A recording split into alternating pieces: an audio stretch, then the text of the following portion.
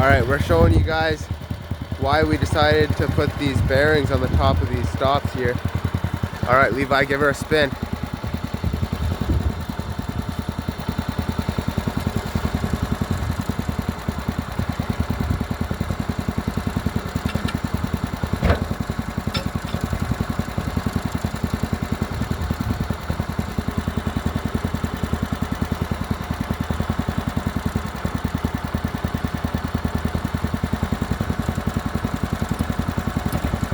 We were tired of the previous ones just grabbing every time. As you can see, this is a massive log here, so it's taking Levi quite the effort to put that thing down. But see, it didn't cut in at all.